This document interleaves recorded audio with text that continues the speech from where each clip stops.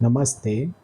આજે આપણે બેસતી વખતે આપણા શરીરની યોગ્ય સ્થિતિ કઈ રીતે આપણે બેસીએ, આપણી સ્થિતિ પ્રોપર હોય તો લાંબા ગાળે વર્ષો પછી આપણને ખભાનો, ડોકનો, કમરનો, ગોઠણનો, અલગ અલગ સાંધાના અને સ્નાયુના દુખાવાની શક્યતા ઓછી રહે. એ રીતે જો આપણે જાળવીએ કે યોગ્ય સ્થિતિમાં આપણે કાંઈ પણ જે પણ આપણું વર્ક હોય, પ્રોફેશનલી જોબ કરતા હોય, કોમ્પ્યુટરનું કામ હોય, સ્ટુડન્ટને વિદ્યાર્થી જીવનમાં બેસવાનું વર્ક હોય, બીજા હાઉસવાઈફ છે, બીજું એક્સ્ટ્રા કામ કરતા હોય કે બેસીને કોન્સ્ટન્ટ એક જ પ્રવૃત્તિમાં કલાકો સુધી ઇન્વોલ્વ રહેવાનું હોય, સિલાઈ મશીન ઉપર બેસીને કામ કરતા હોય, બીજું પેપર વર્કનું કામ હોય, ત્યારે આપણા શરીરની સ્થિતિ આપણે કઈ રીતે મેન્ટેન રાખીએ તો વૈજ્ઞાનિક દૃષ્ટિએ આપણને વર્ષો સુધી ફાયદો થાય, દુખાવાની કમ્પ્લેન ઓછી થાય, આપણને આપણું શરીર સારું રહેશે, આપણું આરોગ્ય સારું રહેશે. આ આકૃતિમાં આપણે જોઈ રહ્યા છીએ, એક આકૃતિમાં રાઈટ કરેલું છે, એકમાં રોંગ કરેલું છે, ક્રોસ કરેલું છે. જે રાઈટ કરેલું છે એમાં જે કમરનો પાછળનો ભાગ છે એકદમ ફૂલ્લી સ્ટ્રેટ છે, કમર સીધી છે અને ટેકો લીધેલો છે, પાછળ સપોર્ટ મળેલો છે. અને બીજું જે ક્રોસ કરેલું છે એ આકૃતિમાં આગળ નમીને બેસવાથી પાછળનો ટેકો હટી જાય છે, એટલે જે આપણા શરીર અને ચેરનો બેક સપોર્ટ છે એની વચ્ચે જગ્યા થાય છે. એટલે આ સ્થિતિમાં જો આપણે જેવું આપણું વર્ક 1 કલાક હોય, 1.5 કલાક હોય, 2 કલાક હોય, ત્યારે જે આપણું પોસ્ચર છે એ પાછળ સ્પાઇનને સપોર્ટ ન મળવાના કારણે સ્પાઇનના મસલ્સ લાંબા ગાળે જે મસલ્સ ખેંચાયેલી પોઝિશનમાં રહેશે એના ગાળે વીક નબળા પડવાની એક શક્યતા રહેલી છે, બાયોમિકેનિક્સ પ્રમાણે શક્યતા રહેલી છે. અને જે આગળ નમવાથી ડોકે થોડીક આપણે આગળ નમશે અને જે રાઈટ કરેલું છે એમાં ડોકે સ્ટ્રેટ છે અને કમરથી પૂરેપૂરો સપોર્ટ મળે છે. નેક્સ્ટ.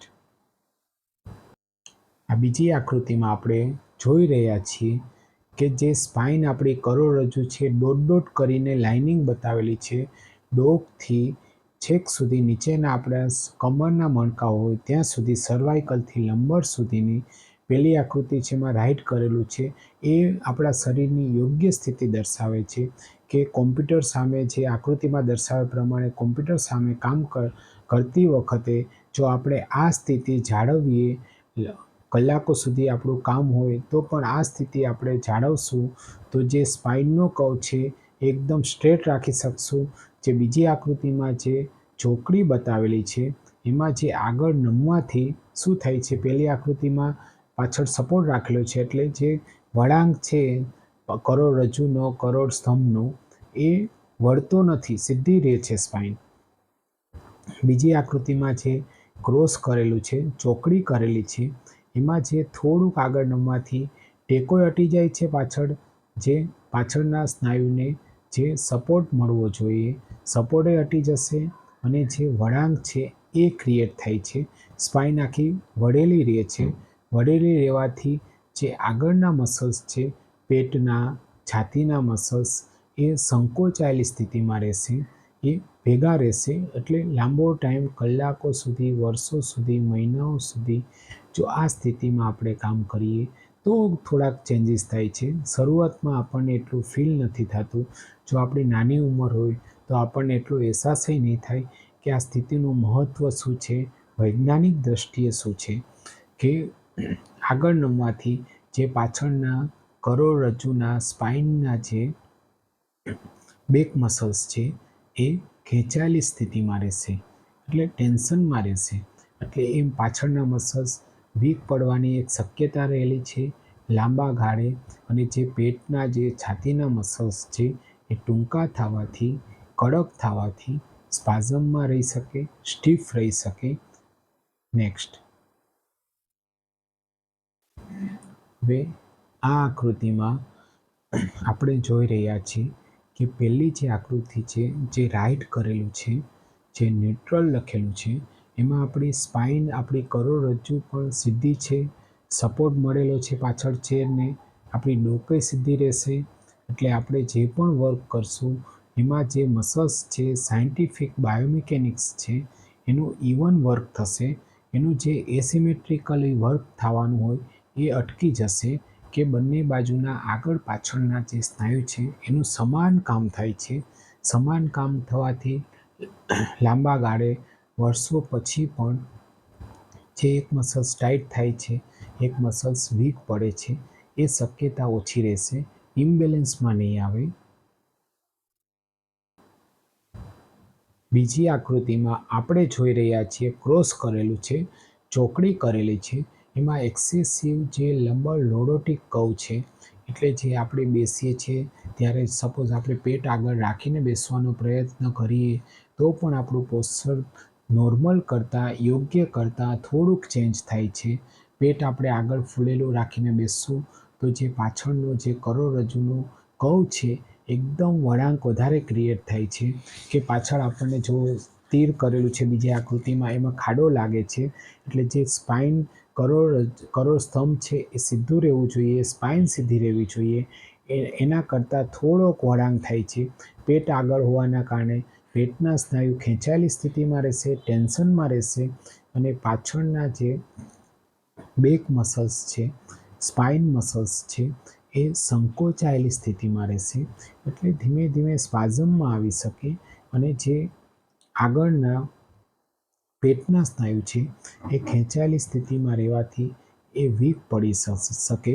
એટલે આ પોસ્ચર દર્શાવે છે કે લાંબો ટાઈમ પછી, વર્ષો પછી જો આ સ્થિતિ આપણે મેન્ટેન રાખીએ તો જે પાછળના જે મસલ્સ છે એ સંકોચાયેલી સ્થિતિમાં એનું વર્ક વધારે થશે, ઓવરવર્ક થશે, ઓવર યુઝ થશે. જે નોર્મલી કામ થવું જોઈએ એનાથી ઘણું બધું વધારે થશે. અને જે પેટ આગળ હોવાથી જે પેટના સ્નાયુનું જે યોગ્ય કામ થવું જોઈએ, સમાન કામ થવું જોઈએ એના કરતાં ઘણું ઓછું થશે. એટલે અંડરવર્ક થશે. એટલે ધીમે ધીમે એ વીક પડી શકે. ત્રીજી આકૃતિમાં જે ક્રોસ છે, ચોકડી દર્શાવેલી છે, એમાં જે આપણે આગળ નમીને બેસશું કદાચ એમાં પાછળનો સપોર્ટ મિડ બેકથી વાંસાથી નીચે સુધી જળવાઈ રહેશે, પણ જે ઉપરના વાંસાથી જળવાતો નથી. એટલે ટેકો ઓછો કરવાથી જે છાતીનો ભાગ છે થોડોક દબાય છે. આપણી જે પહેલી આકૃતિમાં જે ડોક સીધી છે એના કરતાં જે બીજી અને ત્રીજી આકૃતિમાં થોડુંક આપણે ડોકને આગળ લઈ જાય એ રીતનું સ્થિતિ છે. એટલે ચીનનો ભાગ, દાઢીનો ભાગ આગળ રહેવાથી નેકમાં પણ, ડોકમાં પણ સ્થિતિમાં ચેન્જ થાય છે. એક સાઈડના સ્નાયુ વધારે કામ કરે છે, એક બાજુના ઓછા કામ કરે છે. નેક્સ્ટ, જ્યારે આપણે અભ્યાસ કરીએ છીએ ત્યારે બેસીને, એટલે આકૃતિમાં દર્શાવે છે કે અભ્યાસ કરતી વખતે જો આપણે સ્પાઇનને સીધી રાખીએ, ડોકને સીધી રાખીએ તો આપણું વર્કય ચાલુ રહેશે અને આપણા જે શરીરની યોગ્ય સ્થિતિ છે એ બદલાશે નહીં. બીજી આકૃતિમાં જે ક્રોસ દર્શાવેલું છે, ચોકડી દર્શાવેલી છે, એમાં આપણે થોડાક આગળ નમવાથી આપણી જે ડોકની સ્થિતિ, વાસાની સ્થિતિ બદલાય છે. એમાં વળાંક થાય છે. વળાંક થવાથી એટલે ખભો પણ, શોલ્ડર પણ આગળ આવે છે. એટલે જે સાયન્ટિફિક રીતે જે બંને બાજુના મસલ્સનું જે સ્નાયુનું બેલેન્સ જળવાવું જોઈએ એના કરતાં આગળ નમવાથી પાછળના સ્નાયુ પર ખેંચાણ વધે છે, આગળના સ્નાયુ પર ભેગા થાય છે, ટૂંકા પડે છે. આ બધી પ્રોસેસ લાંબા ટાઈમ પછી બધી બહાર આવે છે. મહિનાઓ પછી, વર્ષો પછી બહાર આવે છે. નાની ઉંમરમાં એટલી ખબર નથી પડતી. 40-50 વર્ષ પછી થોડોક અહેસાસ થાય છે. નેક્સ્ટ, સળંગ કલાકો સુધી પીસી સામે, કોમ્પ્યુટર સામે વર્ક કરતી વખતે આ આકૃતિમાં સ્થિતિ બતાવેલી છે કે આપણું જે ડોકનું લેવલ છે, આંખનું લેવલ છે એ મોનિટર સામે હોવાથી જે આપણી ડોકની સ્થિતિ છે એ જળવાઈ રહેશે. ડોક આગળ નમેલી નહીં રહે અને એકદમ સ્ટ્રેટ બેસીને આપણે વર્ક કરી શકશું. એના કારણે જે ડોકના જે આગળના ફ્લેક્સર્સ છે, પાછળના એક્સટેન્સર મસલ્સ છે, બંનેનું સમાન રીતે વિભાજિત વર્ક થશે.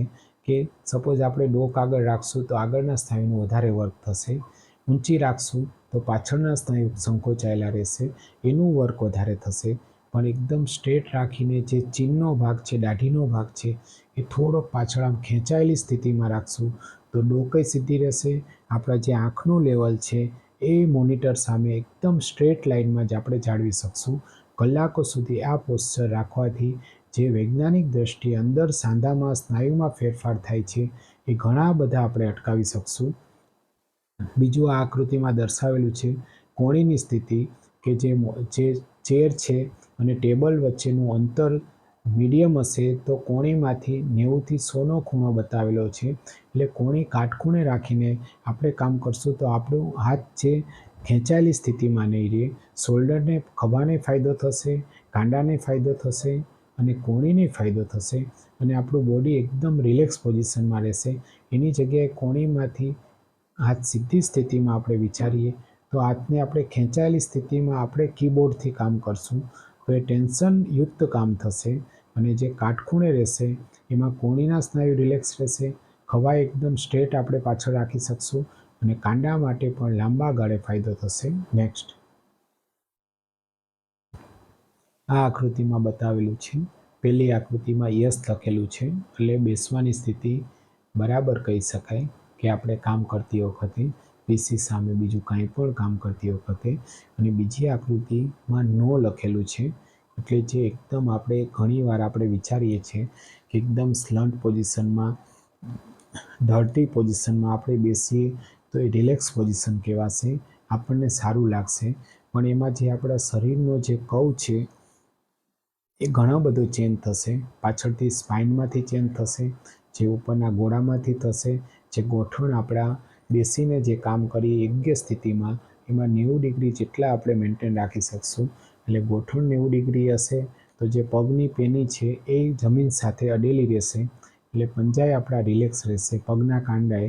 અને આ ધરતી પોઝિશનમાં બેસવાથી, સ્લન્ટ બેસવાથી આપણા ડોકથી પગ સુધીના બધા સ્નાયુઓ અને જોઈન્ટની જે નોર્મલ સ્થિતિ હોય છે એની જગ્યાએ ઘણા બધા ફેરફાર જોવા મળે છે. કે એક બાજુના સ્નાયુ સંકોચાયેલા રહેશે અને બીજી બાજુના સ્નાયુ ખેંચાણની પોઝિશનમાં રહેશે. એટલે બંનેનું અનઇવન કામ થશે. એક સાઈડના સ્નાયુનું વધારે કામ થશે, બીજી સાઈડના સ્નાયુનું ઘણું બધું ઓછું કામ થશે. એટલે એ ધીમે ધીમે વીક પડવાની એક શક્યતા રહેલી છે. નેક્સ્ટ આ આકૃતિમાં આપણે જોઈ રહ્યા છીએ કે આપણે બેસીને લેપટોપમાં કાંઈ પણ વર્ક કરવાથી આપણું જે સ્થિતિ છે એ ઇન્વોલ્વ થાય છે આપણું વર્કમાં. એટલે આપણે જે શરીરની ડોકની સ્થિતિ છે, કમરની સ્થિતિ છે એ આપણને ખ્યાલ નથી હોતું કે કઈ સ્થિતિ યોગ્ય સ્થિતિમાંથી એબનોર્મલ સ્થિતિમાં આપણા શરીરને ફરવાથી જે ડોકના સ્નાયુ છે એ એક બાજુના વધારે કામ કરે છે. એટલે દાઢીનો ભાગ જે આગળ આપણને જોવા મળે છે એટલે જે આગળના સ્નાયુ છે એ ખેંચાયેલી રહેશે, પાછળથી ભેગા રહેશે. એટલે પાછળનો જે સ્નાયુ છે એનું ઓવરવર્ક ચાલુ થાય છે.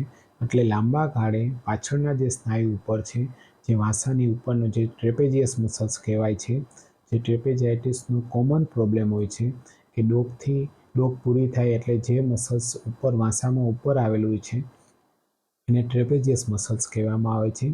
એ વર્ષો પછી, ઘણા ટાઈમ પછી લેપટોપનું, કોમ્પ્યુટર વર્ક કરવાથી જો આ સ્થિતિ આપણે ડોકની આગળ આમ આખી ખેંચીને રાખશું તો એ જે અપર ટ્રેપેઝિયસ છે એ બધા ઘણા બધા સ્પાઝમમાં આવી શકે, દુખાવો પણ લાંબા ગાળે અને ક્રોનિક દુખાવામાં, જૂના દુખાવામાં પણ ફેરવાઈ શકે છે. અને જે કમરનું આપણે સ્થિતિ જોઈ રહ્યા છીએ આ આકૃતિમાં, કમરથી પણ આપણે આગળ વળવાથી જે પેટના સ્નાયુ છે, છાતીના સ્નાયુ છે એ સંકોચાયેલી સ્થિતિમાં રહેશે અને પાછળ એકદમ ખેંચાયેલી સ્થિતિમાં રહેશે. એટલે જે આગળના છે, જે પાચન આંતરડાની આજુબાજુના જે સ્નાયુ છે એનું જે વર્ક થવું જોઈએ એ નોર્મલી નહીં થાય. એકને એક સ્થિતિમાં એમને સંકોચાયેલી સ્થિતિમાં રહેશે. એટલે સાયન્ટિફિક કહેવામાં આવે છે કે સંકોચાયેલી સ્થિતિમાં રહેવાથી જે ડાયજેશનમાં પણ આમાં ઘણા બધા થોડાક ચેન્જીસ થઈ શકે. જે નોર્મલ પાચન થવું જોઈએ એના કરતાં આમાં થોડુંક ઓછું પણ થઈ શકે છે આ સ્થિતિમાં. નેક્સ્ટ આ આકૃતિમાં આપણે જોઈ રહ્યા છીએ પહેલી આકૃતિમાં જે હાથ એકદમ સીધો છે કોણીમાંથી, એટલે જે કોણીથી કાંડા સુધીના હાથને જે સપોર્ટ મળવો જોઈએ એ ટેકો મળશે નહીં.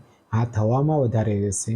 હાથ હવામાં રહેશે તો જે કાંડાના, કોણીના, ખભાના સ્નાયુને જે નોર્મલ કામ કરવું પડે છે એનાથી વધારે કામ કરવું પડે છે અને લાંબા ગાળે કદાચ એ સ્નાયુઓ થોડા થાકવાની એક શક્યતા રહેલી છે. બીજી આકૃતિમાં આપણે જોઈએ છીએ કોણી અંદાજે કાટખૂણે છે 90ના ખૂણે રહેવાથી જે કાંડું એકદમ રિલેક્સ સ્થિતિમાં રહેશે, ખભાના સ્નાયુ ખેંચાયેલા નહીં રહે અને કોણી એકદમ શરીરને અડેલી રહેવાથી કોણી અને કાંડા સુધીનો હાથે ફૂલ્લી સપોર્ટમાં રહેવાથી આપણો હાથ થાકશે નહીં. આપણને કલાકો સુધી કામ કરવાથી કમ્ફર્ટેબલ સ્થિતિમાં આપણે રહીશું. આપણને એવું નહીં લાગે કે સ્નાયુઓ ખેંચાય છે. નેક્સ્ટ આ આકૃતિમાં આપણે જોઈ રહ્યા છીએ કે સપોઝ આપણું વર્ક કરવાનું ટેબલ નીચું હોય તો એને હાઇટ વધારીને પણ આપણા જે આંખનું લેવલ છે એની સામે જો મોનિટર આવે તો કોમ્પ્યુટરનું જેને કલાકો સુધી કામ હોય, જેમને કલાકો સુધી બેસવાનું હોય છે, એમને જે આંખના લેવલ સામે જ મોનિટર આવે તો ડોકઈ સીધી જાળવી શકશું, કમર એકદમ સપોર્ટમાં રહેશે, આપણે આગળ નમવાની શક્યતા ઓછી રહેશે.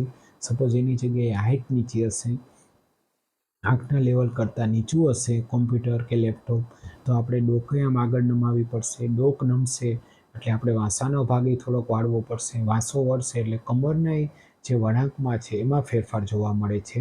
એટલે જે હાઇટ આપણે એડજસ્ટેબલ કરીએ એર્ગોનોમિક્સ પ્રમાણે જો મોડિફિકેશન કરીએ, આપણી હાઇટ છે એ રીતે, ટેબલની હાઇટ છે એ રીતે આપણે જો એડજસ્ટમેન્ટ કરીએ તો આપણે યોગ્ય સ્થિતિ આપણે બાયોમિકેનિક્સ પ્રમાણે સાયન્ટિફિક જાળવી શકશું. પગની જે ગોઠણનો એંગલ છે 90ના અરાઉન્ડ 90થી 100ના એંગલે આપણે જો પગ રાખશું તો જે થાઈથી હિપથી ગોઠણ સુધીના પગને ફૂલ્લી સપોર્ટ મળશે, ટેકો મળશે અને જે પગનું કાંડું છે એમાં એડીનો ભાગ ઊંચો નહીં રહેવાથી કે કાપ મસલ્સ સપોઝ એડી ઊંચી આપણા આંગળાઓ પહેલાં અડી જશે અને એડીમાંથી પગ ઊંચો રહેશે તો જે આપણા પિંડીના સ્નાયુ છે એ ખેંચાયેલી સ્થિતિમાં રહેશે. એટલે લાંબા ગાળે બની શકે કે કાપ મસલ્સ થોડાક ટાઈટ થશે, એનામાં ટાઈટનેસ આવી શકે. એની જગ્યાએ પગનું આખું કાંડું છે આંગળીઓથી પેની સુધીનો ભાગ છે પૂરેપૂરું નીચે અડેલો રહેશે જમીનને તો જે કાપ મસલ્સ છે, પિંડીના સ્નાયુ છે અને આગળના સ્નાયુ છે એ બંને એક જ સ્થિતિમાં જળવાઈ રહેશે. એનું સમાન કામ થશે, એક સાઈડના સ્નાયુનું વધારે કામ નહીં થાય. એટલે લાંબા ગાળે પિંડીનો દુખાવાની શક્યતા ઓછી રહેશે, કાપ મસલ્સ ટાઈટ થવાની શક્યતા ઓછી રહેશે. પણ આ બધી ક્રિયાઓ ઘણા મહિનાઓથી જ્યારે પણ આપણે કામ ચાલુ કરીએ છીએ એક ધારું બેસવાનું હોય છે. શરૂઆતમાં આપણને કાંઈ નથી થતું, મહિનાઓ સુધી, વર્ષો સુધી, પછી આ બધી અસર જોવા મળે છે. પણ ઇનિશિએશનથી જ આપણી જો સ્થિતિ પ્રોપર નહીં હોય તો ઇનિશિએશનથી જ આપણી શરૂઆતથી જ આપણા શરીરમાં અંદરના ફેરફાર ચાલુ થાય છે. પણ એના લક્ષણો આવતા વાર લાગે છે, મહિનાઓ લાગે છે અને વર્ષોય લાગે છે. એ કઈ રીતનું આપણું માળખું છે, આપણી ઉંમર છે, આપણો ખોરાક, આપણી લાઈફસ્ટાઈલ, આપણી પાચન શક્તિ, આપણો માનસિક તણાવ, બધી જ વસ્તુ આના ઉપર કોન્ટ્રીબ્યુશન છુપાયેલું છે. દરેકનો અલગ અલગ ભાગ છુપાયેલો છે, દરેકનો ફાળો રહેલો છે.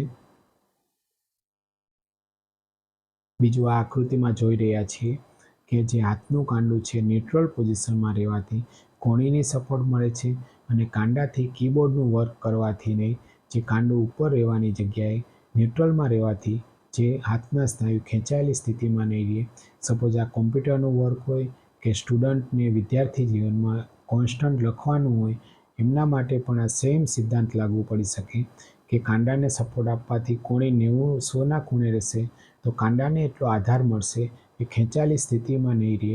એટલે આ વિડીયોમાં આપણે જોયું કે કલાકો સુધી જો આપણું બેસવાનું કામ હોય, એક જ સ્થિતિમાં કામ હોય તો આપણે યોગ્ય સ્થિતિમાં શરીરની જે ડોકથી પગ સુધીની સ્થિતિ જો આપણે સાયન્ટિફિક રીતે બાયોમિકેનિક્સ રીતે જો આપણે જાળવીએ તો લાંબા ગાળે વર્ષો પછી પણ જે સ્નાયુમાં સાંધામાં જે ફેરફાર થવાના છે એને ઘણા બધા આપણે અટકાવી શકીએ, જાળવી શકીએ. સાયન્ટિફિક રીતે જે પોસ્ચર છે એનું ઘણું બધું મહત્ત્વ છે. આના ઘણા બધા એવિડન્સ છે, પુરાવાય છે કે યોગ્ય સ્થિતિમાં કામ કરવાથી સ્નાયુના દુખાવા, ઘસારામાં પણ આપણે એક્સટેન્ડ કરી શકીએ છીએ, ડિલે કરી શકીએ છીએ. આ વિડીયો સાંભળવા જોવા માટે ખૂબ ખૂબ ધન્યવાદ. Thank you very much. જય ભારત, જય હિન્દ.